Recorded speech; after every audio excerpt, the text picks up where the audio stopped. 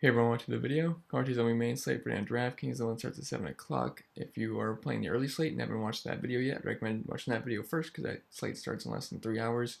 Then come back to this video. And also I want to say thank you guys very much for 1,000 subscribers. That is really awesome. I couldn't wait to get there. So we finally reached it last night. And whoever was 1,000th subscriber, thank you. And yeah, so very awesome. Thanks again. Thanks for all the support. You guys have been really awesome.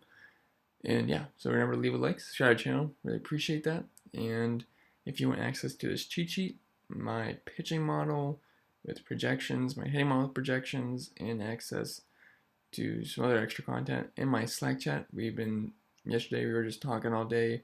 I ended up getting on Cortez. I did late in the day, put that in the Slack chat, and that ended up working out really well. So if you want access to that, link is in the description below for my Patreon. You can join, and yeah.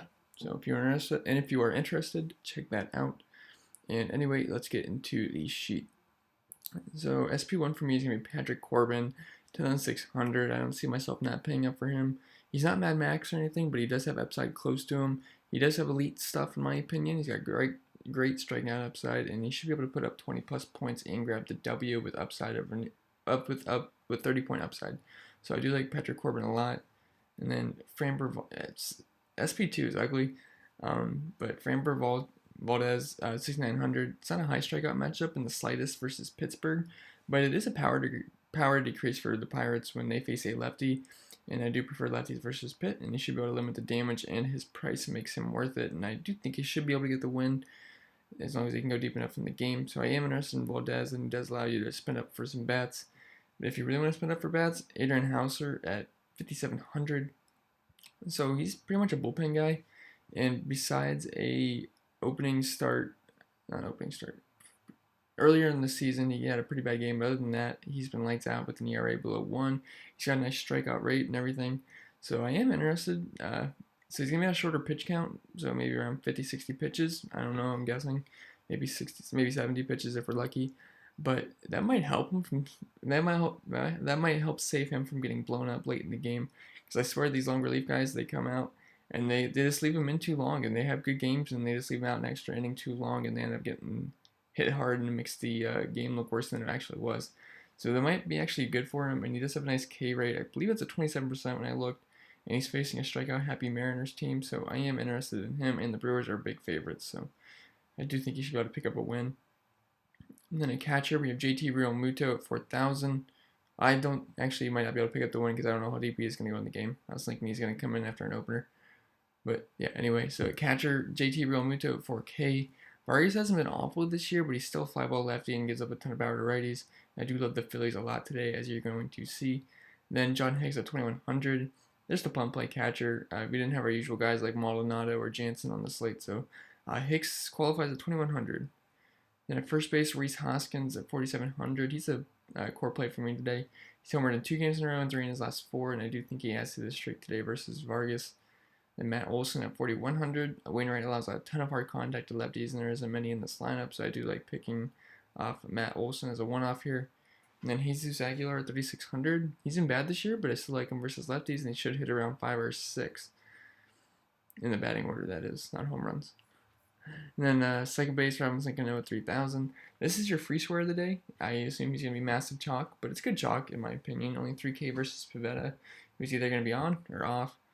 Because he's a guy with upside, but he does give up a ton of power when he doesn't have his mechanics down. So he could be boom or bust. And then Hernan Perez at 3,400. He's much better versus lefties, where he's got an ISO over 200, and LeBlanc allows a ton of hard contact to righties. LeBlanc's going to come in after the opener. And then Jose Altuve at 4,100. It's an okay matchup, but he just still feels too cheap to me, so he's in play.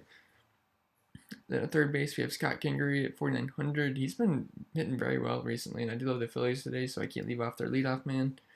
Then Matt Carpenter at 4,200. Mengden hasn't given up a ton of power this year.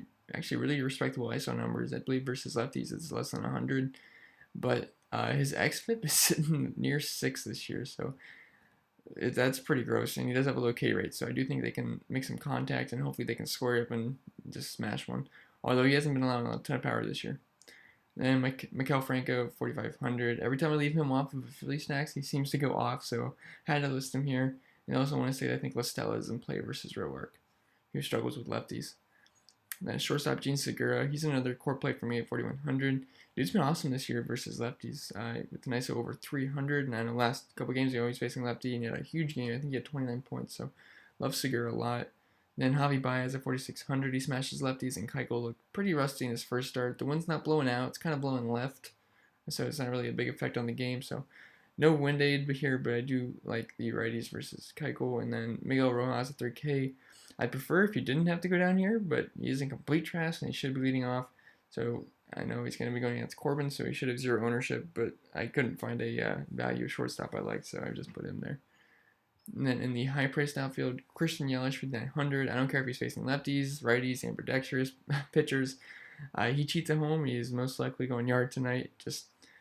I know LeBlanc's like somewhat better versus lefties, but it's not going to matter versus Yelich. He's pretty much the best hitter in the league this season, and I think what does he have, 29 homers, so definitely probably the top call for a home run. I know it's not bold or anything, but just saying if you can afford him. Then we already talked about Kingery, and then Michael Conforto at 4,700. So like I said, Pavetta's either going to have a stuff or he's going to get hit hard. So I do like all the lefties here with their upside in this matchup. And then Shohei Ohtani in the mid-range, 4,500. Price came down and he smashes righties while Roark struggled with lefties. So pretty easy matchup to dissect. And I know I said he's better versus righties, but I don't mind Mike Trout because he's pretty much one of the best hitters in the league versus righties, if not the best. And then Chris Bryant, 4,500. Same reasons as Baez, just hits lefties well. And then Bryce Harper, 4,600. He's actually been a lot better versus lefties this season, so don't be scared of that lefty-on-lefty matchup. I know Harper's just been sucking this year, but does have 295 ISO versus lefties and good all-around numbers. Then in the value outfield, I know this isn't a value outfield, but I didn't want to leave off Braun because I do like him a lot. 4,500, always like him versus lefties, and a homer would not shock me here, so do like Braun. And then Cole Calhoun at 3,900, just a cheap lefty versus Roark. And then if we go to some of the core plays, some of the core plays, I have Corbin at 10.6, Hoskins at 4.7, Cano at 3K, and Segura at 4,100. And the top stacks for me are going to be the Phillies, the Brewers, and the Mets. And yeah, so that's all I have for the video, guys. Remember to leave a like, subscribe to the channel. I appreciate that. Thanks again for 1,000. That is awesome. Thank you, thank you, thank you. And yeah, if you want access to the cheat sheet, pitching model, hitting model, just hit the link in the description below for Patreon. We already have over 20 members, so really appreciate all of you that are on Patreon, and I wish you guys the best of luck today.